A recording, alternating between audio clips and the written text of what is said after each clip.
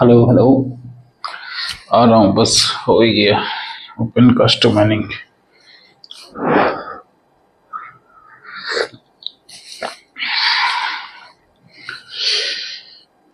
तो क्या हाल है आप सभी का?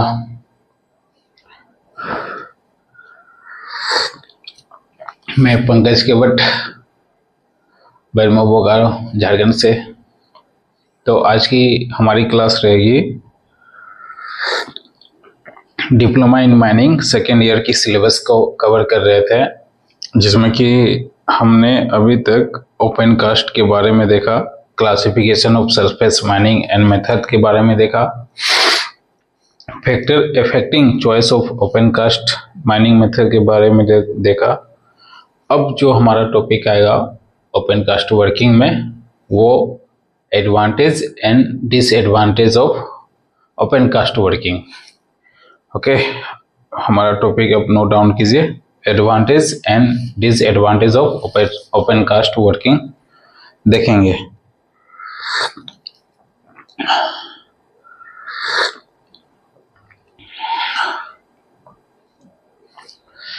पहला तो हम लोग advantage of open cast mining method या फिर माइनिंग वर्किंग को देखेंगे। देन आफ्टर हम लोग डिसएडवांटेज में जाएंगे। और अगर आपको और थोड़ी डीपली समझनी है compare to underground mining method, आप हमारी क्लास की I think diploma in first year में डिफ्रेंशिएट है between open cast mining method and underground mining method. Okay, तो वहाँ भी हमने लेक्चर ले रखा है, उसको पहले आप एक बार आप देख लें, ध्यानपूर्वक सुन ले, उसके बाद ये क्लास अटेंड करें तो आपको काफ़ी हद तक फायदेमंद में रहेंगे आप।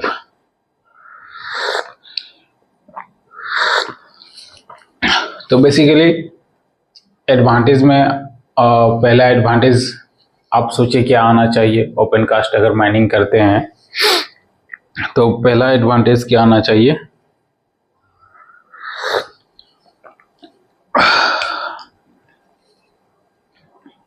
तबीयत भी खराब है, क्लास भी ले रहा हूँ।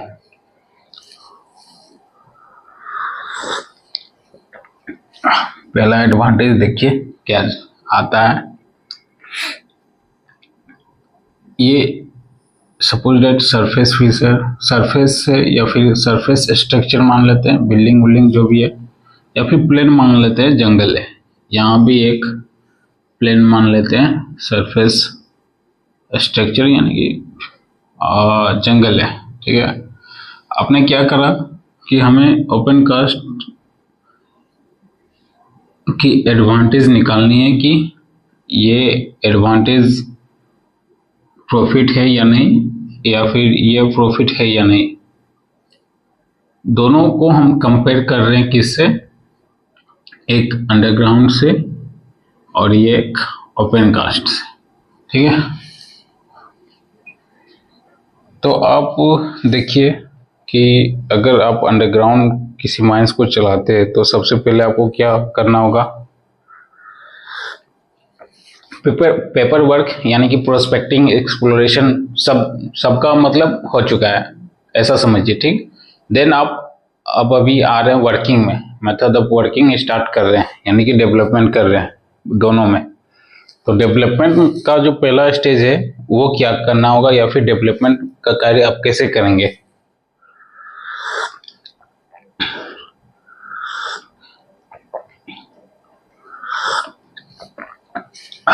भाई रात के 12 साढ़े 12 बज रहे हैं, इतनी रात को जिंदा रहना किसके भरोसे रहेंगे? चाय के भरोसे ही से ना।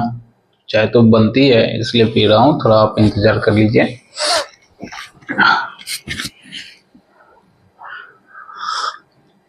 इसके बावजूद भी मेरे को 1-2 घंटा और जगना होता है, खुद का भी सेल्फ स्टडी करना होता है।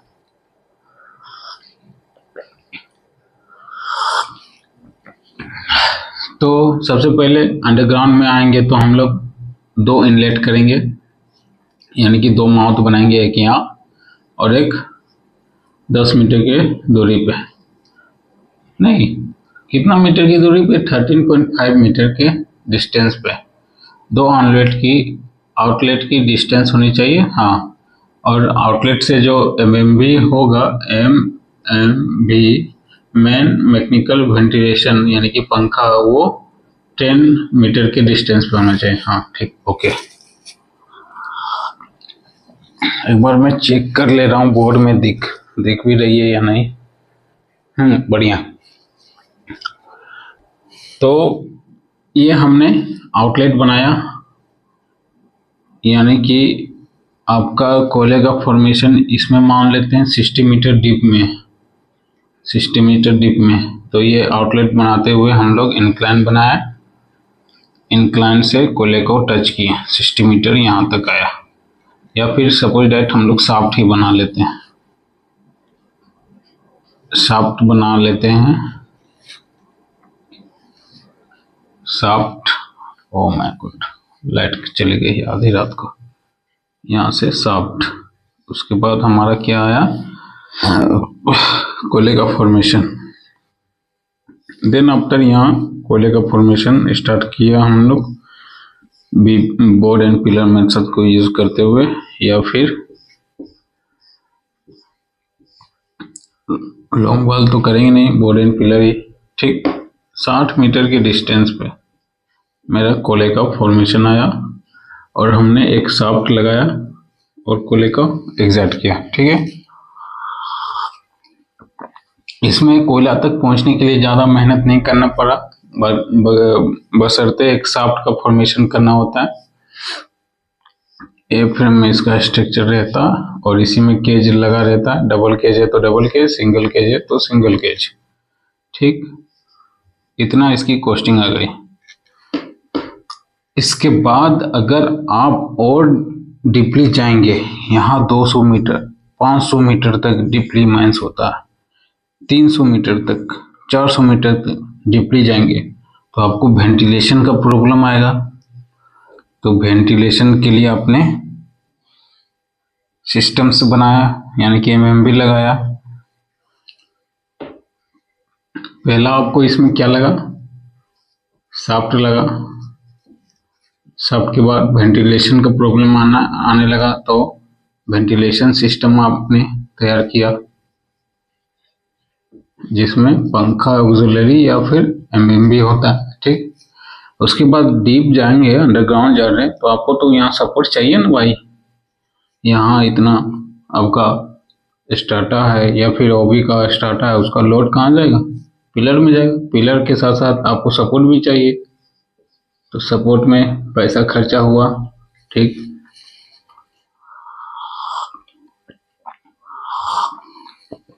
उसके बाद आप शाफ्ट के थ्रू से मशीनरीज को पार्ट्स बाय पार्ट्स खोल के आप नीचे जा रहे हैं। इतनी थोड़ी सी केज है, केज में कितनी वेट आएगी, ज़्यादा से ज़्यादा 10 टन भी नहीं जाएगा, 5 टन। तो भाई आपको अगर एचडीएल नहीं देखे होंगे, तो आप एज्यूम कर सकते हैं टैंकर्स, यानी कि जो आर्मी लोग यूज करते हैं ना उस तरह का। लेकिन आर्मी लोग की हाइट ज़्यादा रहती है, ये एचडीएल की 2.10 मीटर तक रहती है शायद, ठीक ना। तो 2 मीटर की एचडीएल मशीन से रहती है, वो तो जाएगी नहीं ऐसे। आपको शाफ्ट में ही पार्ट्स बाय पार्ट्स तोड़ करके यहाँ फिर आपको सेटिंग करनी होती है, तो आपका एचडीएल ऐसे बन जाएगा,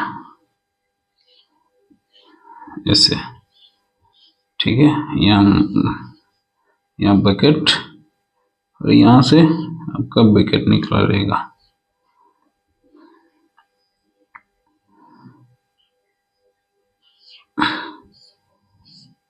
आप लोग बकेट बना लेना, ठीक है। ये आपका एचडीएल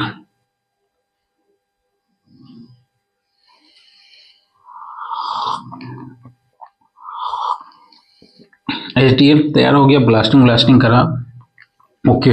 तब जाके आपका एक्सट्रैक्शन हुआ। डीप में गए तो हो सकता है आपका वाटर बॉडीज मिल जाए, पानी मिल जाए। तो पानी के लिए आपने सम्प लगाया या फिर मोटर लगाया या पंप लगाया, ठीक।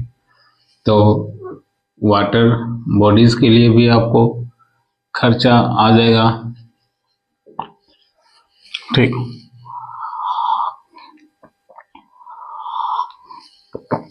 वेंटिलेशन, आइसोलेशन, स्टॉपिंग, ये सब इसी में आ जाएंगे।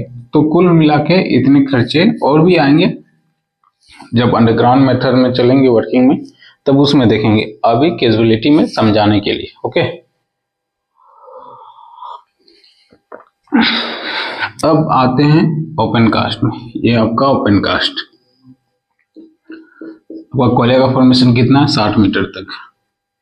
यानी कि आपका जो HEMM हुआ, HEMM डायरेक्ट आपने होलसेलर रेट लिया या फिर किसी, सपोज दैट हम टाटा से HEMM परचेस किए, 10 टिपर लिए और मशीन से ले लिए, एक्सकवेशन मशीन से ले लिए टाटा हिटाची, ठीक है, 2 या 3।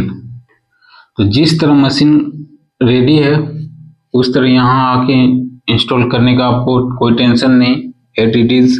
आप डायरेक्ट ट्रांसपोर्ट में लगाइए और यूज कीजिए।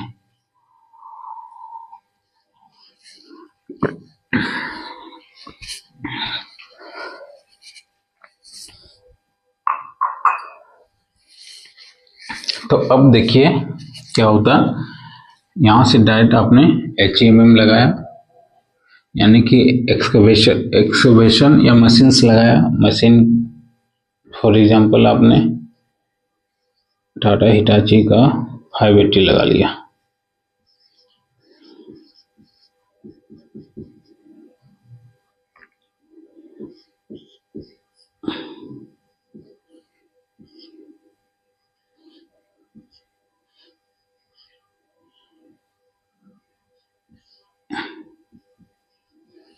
ये मशीन से लगाया, आपने क्या करा, 60 मीटर तक ही वो भी है, यानी कि सोयल मोरम मिट्टी जो भी है 60 मीटर तक ब्लास्टिंग करते करते आपने कोयले का स्ट्रक्चर को टच कर लिया। कोई झंझट नहीं, कोई इशू नहीं। ब्लास्टिंग करा, बारूद लगाया, मशीन से लोडिंग करवाया, टिपर से आपने ट्रांसपोर्ट करवा दिया, कोई झंझट नहीं। इजिली आपका कहाँ आ गया, कोयले का स्ट्रक्चर फाउंड हो गया। अब दनादन आप कोयले को निकालते जाइए, बेंच बाय बेंच बनाते हुए कोयले को निकालते जाइए, कोई झंझट नहीं। कितना टिपर, 10 टिपर, कितने मशीन, एक मशीन। और जल्दी प्रोडक्शन चाहिए तो दूसरी मशीन लगा दो, टिपर की साइज और टिपर की और कैपेसिटी बढ़ा दो, प्लस टिपर की और मतलब मात्रा बढ़ा दो। 10 है तो आप 15 कर दो, 2 मशीन आ गई। और अगर आपको जल्दी चाहिए तो मशीन को 5 कर दो, टिपर को 50 कर दो। 5 मशीन में 10-10 मशीन दे दो और 10-10 टिपर एक मशीन को दे दो, ठीक है। तो अब देखिए इसमें आपको कहाँ कहाँ पैसा बचा। पहला पैसा आपको तो यहाँ HEMM दोनों खरीदना ही है। इसमें ड्रिल मारने के लिए एक और यूनिवर्सल ड्रिल मशीन लगेगा। हैंड हेल्ड ड्रिल मशीन भी आता है, बट उसमें टाइम टेकन ज़्यादा लगेगा। यूनिवर्सल ड्रिल मशीन, उसके बावजूद भी आपको रूफ बोल्टिंग के लिए अलग मशीन, यूनिवर्सल ड्रिल मशीन से भी ड्रिल होता है, उससे भी किया जा सकता है। तो देखिए HEMM का ज़्यादा मेंटेनेंस और कॉस्टिंग अंडरग्राउंड में आएगा। अगर ये HDL आपका 2 करोड़ का है तो मशीन्स आपकी कितनी आ जाएगी, ये भी 2 करोड़ की आ जाएगी, वो 2 या 3 करोड़ की, ठीक ना। बट HDL यहाँ से पार्ट्स बाय पार्ट्स तोड़ करके आपको यहाँ इंस्टॉल करना होगा, ठीक ना। इसके बाद बाकी शाफ्ट में खर्चा, वेंटिलेशन में खर्चा, सपोर्ट में खर्चा, वाटर बॉडीज में, रूफ वोल्टिक्स में, तो ये कॉस्टिंग बहुत ज़्यादा आती है अंडरग्राउंड में, ठीक। और ऊपर से प्रोडक्शन आपका कम, लेबर का भी खर्चा जोड़ो इसमें। एक फेस देखने के लिए मिनिमम 47 लेबर्स चाहिए होता है एक मशीन को रन करवाने के लिए। इसमें ज़्यादा से ज़्यादा हार्डली कितना लेबर, एक सुपरवाइजर मशीन को देख रेख में, 10 टिपर, एक मशीन ऑपरेटर, एक पॉइंट व्यू से साहब देखेंगे, 2-3 साहब देखेंगे, बस हार्डली 10 मेंबर ही चाहिए एक मशीन को चलाने के लिए। और इसमें 39 एक मशीन को चलाने के लिए, तो कॉस्टिंग तो जाएगी उधर। तो आपका इसमें बेनिफिट देखिए, एडवांटेज आ गया ना आपका, वेंटिलेशन सिस्टम का कोई दिक्कत ही नहीं है, हटाओ गोली मारो, पंखे की कोई जरूरत ही नहीं, ओपन इन्वायरमेंट रहेगा तो वेंटिलेशन सिस्टम का दिक्कत ही नहीं आएगा।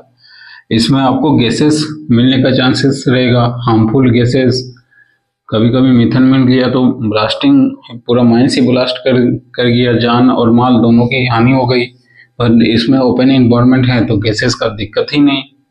इसमें आपको सेफ्टी ज़्यादा लेना होता है, और इसमें उससे compare to less safety, less safety होता है, पूरी इन्वायरमेंट है, स्टार्टअप कंट्रोल का कोई यहाँ दिक्कत ही नहीं है, ना फ्लोर का टेंशन है, ठीक ना। और आप क्या इसमें समझ सकते हैं और एडवांटेज कंपेयर टू अंडरग्राउंड में?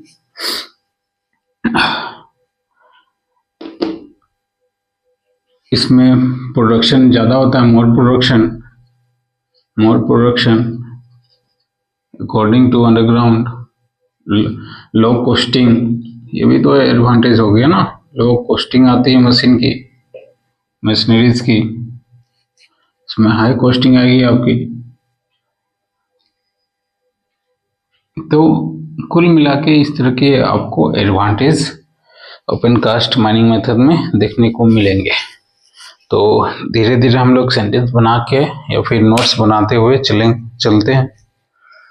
तो ये आप लोग समझ जाइए कि इस तरह का एडवांटेज आपको ओपन कास्ट में देखने को मिलेंगे, ओके, कंपेयर टू अंडरग्राउंड।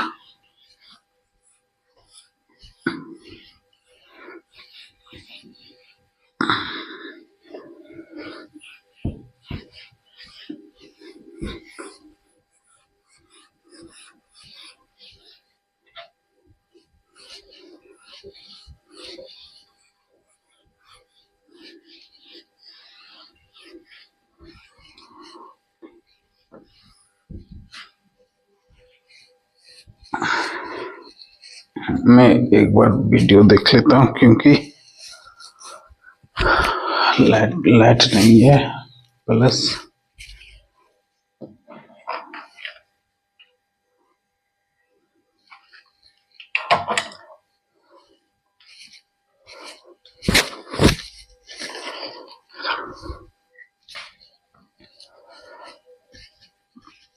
तो आपको एडवांटेज तो समझ में आ गया होगा, लगभग 4-5 पॉइंट तो मैंने ऐसे ही बता दिया एडवांटेज।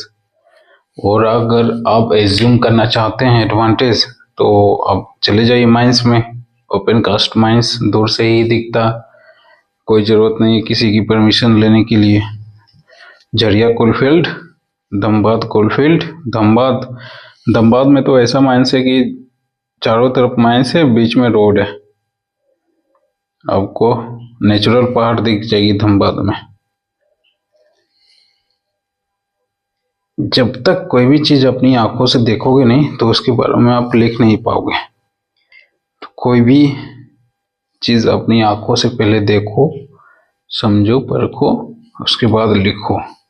एग्जामिनर भी इस तरह की सेंटेंस लिखोगे, यानी कि अपनी लैंग्वेज में लिखोगे तो एग्जामिनर भी समझेगा कि नहीं बंदा टैलेंटेड है, पढ़ा लिखा है, तो इसको नंबर देना ही होगा, ओके। तो हेडिंग डालिए advantage of open cast mining method.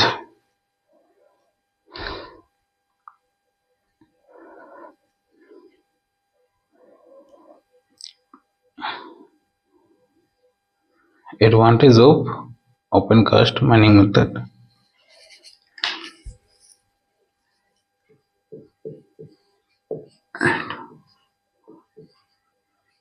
advantage of open cast mining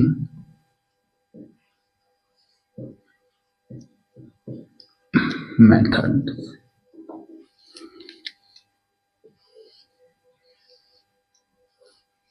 ठीक है, पहला पॉइंट में आप क्या लिखेंगे? सबसे पहले कंपेयर टू अंडरग्राउंड जो मशीनरीज आएगी इसमें लो कॉस्टिंग की आएगी, ठीक ना। तो पहला पॉइंट लिखिए, the method is cheap and safe. The method is cheap and safe. तो इसको आप सेंटेंस बना के लिखेंगे, open cast mining method, open cast mining method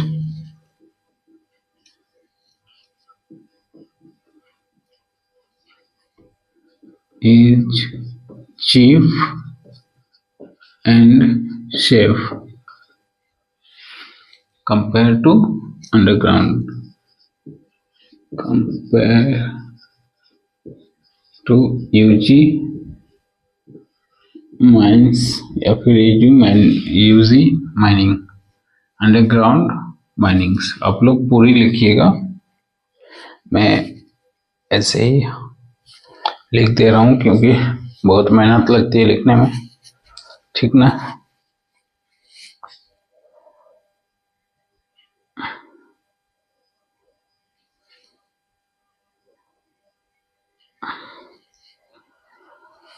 तो दूसरी पॉइंट क्या हो जाएगी, लाइट का थोड़ा इशू आ रहा है क्योंकि लाइन तो चली गई, बट फिर भी प्रोनाउंस कर रहा हूँ, आप लिखते चलिए। तो दूसरी पॉइंट और क्या आ जाएगी इसमें, दूसरी पॉइंट हमारा क्या आ जाएगा, कंपेयर टू अंडरग्राउंड से इसका एक्सट्रैक्शन ज़्यादा होता है, मतलब मोर एक्सट्रैक्शन होता है। तो इसको आप सेंटेंस में कैसे बना के लिखेंगे कि high percentage of extractions, high percentage of coal extraction, high percentage of coal extraction मत लिखिए क्योंकि मेटल माइंस में भी ओपन कास्ट होता है। High extraction, high percentage of extraction, EXTRACTION, ठीक। उसके बाद क्या एडवांटेज आएंगे, इसके बाद वेंटिलेशन, नो वेंटिलेशन इशू, ये भी एडवांटेज हो गया, no ventilation problem, no ventilation issue, ठीक। Cheap and safe compare to underground, ये हो गया। फिर और क्या पॉइंट आएंगे इसमें, इसके बाद artificial light is required only after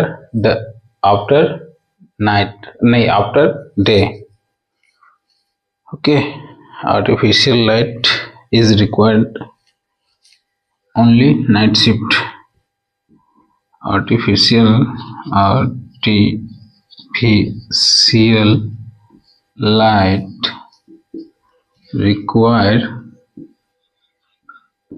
only night shift,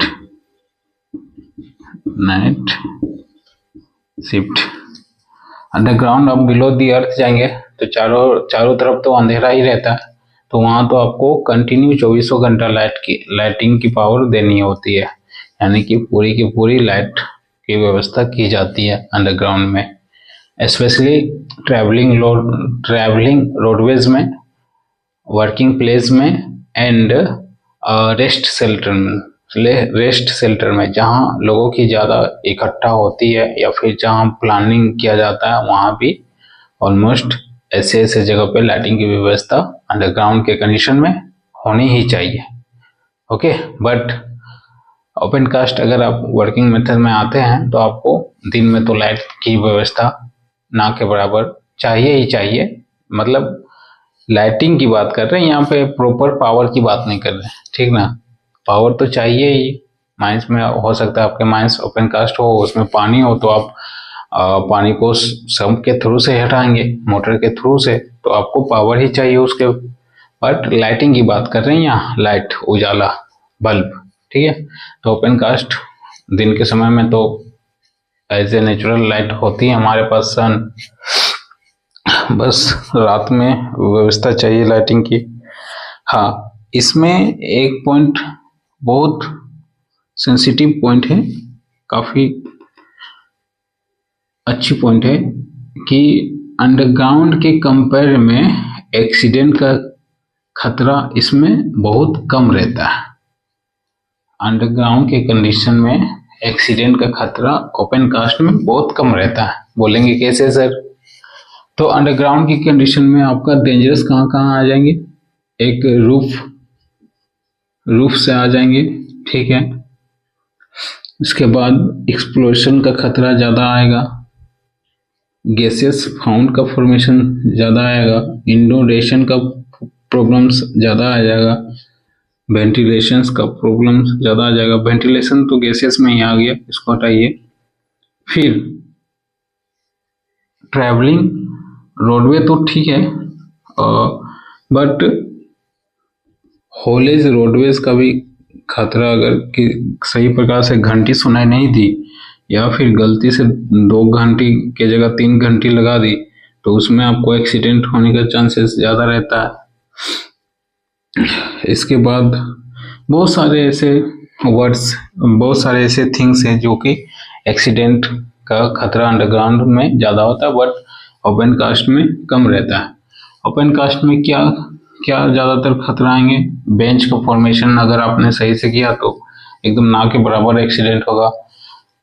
stability of slope, यानी कि डंप का अब आपने सही से बनवाया, जो कि 30 मीटर रेगुलेशन, 30 मीटर हाइट, उसी के according bench by bench formation बनाया डंप का, तो एकदम ना के बराबर एक्सीडेंट होगा। और चूंकि अंडरग्राउंड में क्या होता है कि ये पिलर है, एक पिलर यहाँ, फिर एक पिलर इसके अपोजिट यहाँ, तो अगर बंदा कोई मशीन इस पिलर में काम कर रहा है, ठीक ना, तो एक पिलर छोड़ के अगर दूसरी मशीन यहाँ लगी है तो यहाँ से विजिबिलिटी एक तो ना के बराबर है, प्लस कनेक्टिविटी भी यहाँ पे नहीं है, ठीक है। कनेक्टिविटी मतलब अगर आप ओपन कास्ट में यही एक बंदा यहाँ है और एक बंदा 500 मीटर दूरी में, तो बाय द वॉकी टॉकी से कनेक्टिविटी हो सकता है बढ़िया, प्लस 500 मीटर ज़्यादा दूर होती नहीं है, आराम से आदमी देख भी सकता है। और ये मान लीजिए यहाँ व्यू पॉइंट है, साहब लोग यहाँ से डीलिंग देंगे, सर मशीन को यहाँ से लगा के यहाँ लगाओ, फिर यहाँ से यहाँ लगाओ, तो विजिबिलिटी प्लस क्या बोलते हैं उसको, कम्युनिकेशन यहाँ बढ़िया हो जाती है, बट अंडरग्राउंड में नहीं हो पाती। तो एक तरह से ये भी खतरा एक्सीडेंटल का मेजर एडवांटेज होगा, मतलब एडवांटेज नहीं, एक्सीडेंटल से बचने का एडवांटेज हो गया ये कनेक्टिविटीज एंड विजिबिलिटी, जो कि अंडरग्राउंड में होता ही नहीं है। तो इसमें क्या हम लोग लिख सकते हैं, सेंटेंस में क्या लिखता है, less hazard as compared to underground method, less hazard as compared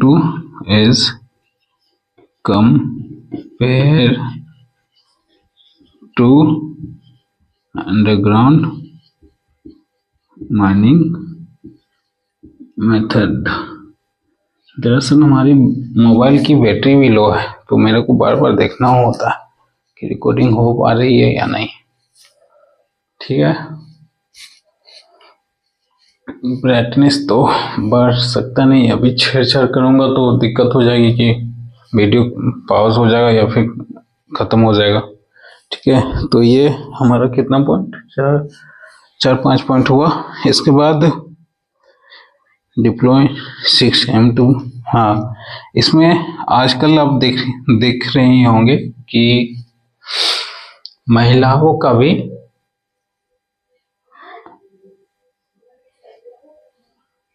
तो आजकल आप देख रहे होंगे कि महिलाओं का भी नियोजन कोल इंडिया कर रही है, ठीक है। बट उसमें भी कुछ कंडीशंस रहता है, जैसे कि अगर आप ओपन कास्ट में वर्किंग करते हैं तो आप सुबह 6 बजे से शाम को 7 बजे तक काम कर सकते हैं, विथ ग्रुप ऑफ मेंबर्स में 3 ग्रुप होने चाहिए। बट अंडरग्राउंड के केस में भी ये चीज़ पहले कुछ और थी और अभी कुछ और हो गई है। तो एक चीज़ ये भी आप पॉइंट लिख सकते हैं कि female workers can be diploid between female workers can be diploid या appointment between 6 AM to 7:00 PM। ठीक, ये पॉइंट आप लिख सकते हैं। फिर इसके बाद higher degree of moisturisation can be adopted.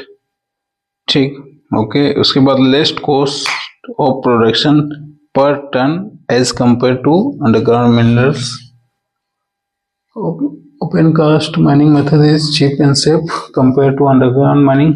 ठीक है, तो ये सेंटेंस थोड़ा अच्छा लग रहा है तो इसको आप लिख सकते हैं, less cost of productions per ton as compare to underground mining method. तो इतना आप लिख लिए होंगे, मैं आगे रफ करता हूँ। थोड़ा मैं वॉइस को धीरे धीरे यानी धीमा धीमा बोल रहा हूँ ताकि कोई उठे नहीं। मेरे घर पे सब कोई सोए हुए हैं, अभी रात के 12, 12:30, 1 बज रहे होंगे। ठीक है, तो less cost of productions, less cost of productions, less cost of production enabling simplified management, compared to underground minerals. Thank God. Less cost of production compared to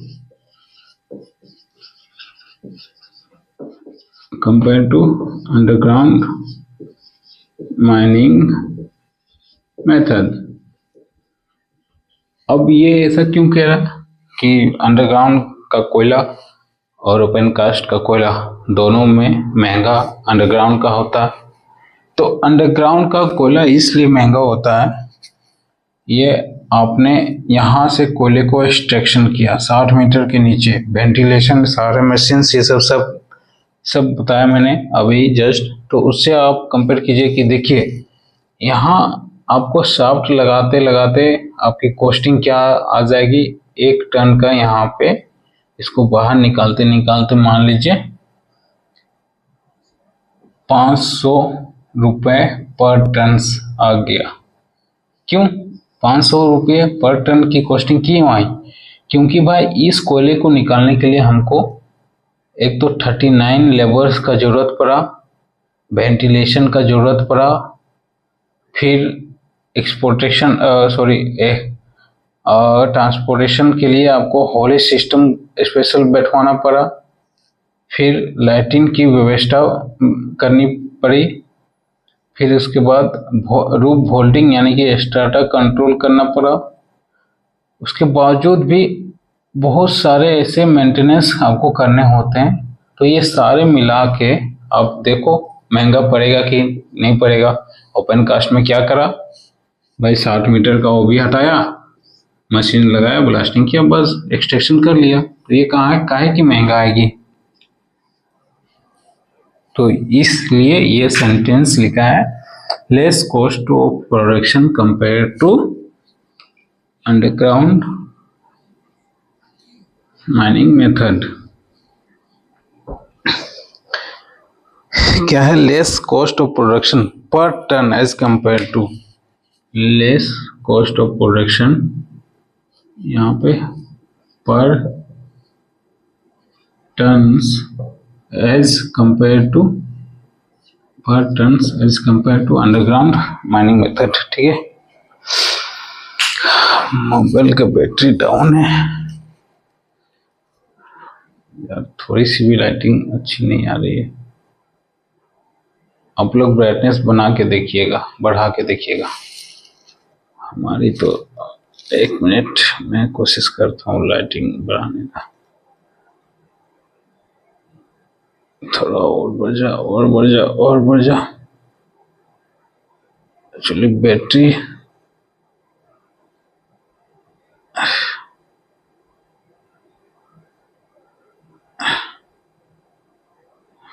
down है, इसलिए आप लोग एडजस्ट कर लीजिएगा, ठीक है। तो ये हो गया। इसके बाद आप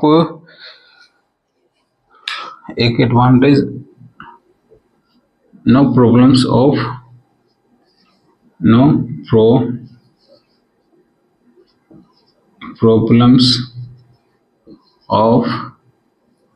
स्टार्टर कंट्रोल, या फिर आप लूप वोल्टिंग लिख दीजिए,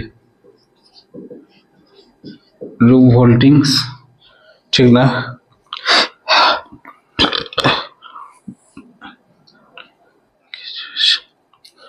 हाई प्रोडक्शंस तो मैंने लिख दिया, higher productions and productivities, higher productions and productivities, okay.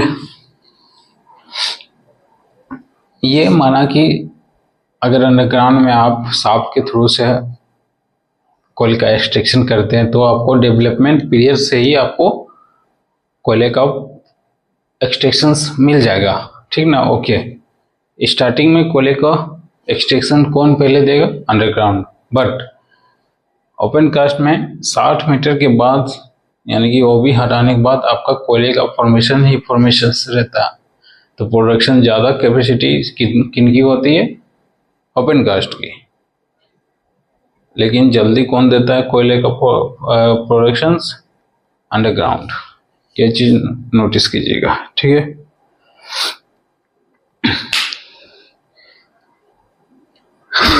और इसमें आप क्या लिख सकते हैं? Greater concentrations of all operations in billing simplified management. ये ज़्यादा उतनी खासियत लग नहीं रही है, तो इसको रहने दीजिए और अपनी नोट्स में देखता हूँ, और अगर कुछ लिखना होगा तो। हाँ, there are no problems of ventilation gas fire exploration, no problems of roof holding ventilation gas. Roof holding इसी में ऐड कर देता हूँ, roof holding ventilations gases and fire explorations,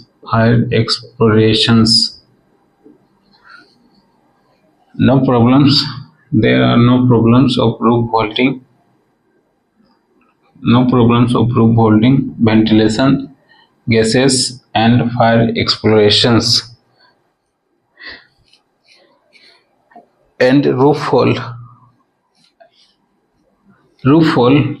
भी ओपन कास्ट में नहीं होता है, रूफ होता ही नहीं तो फॉल कहाँ से होगा, ठीक है। High rate of productions can be achieved quickly by employing large machineries, ये तो मैंने अपनी लैंग्वेज में लिखा चुका हूँ। उसके बाद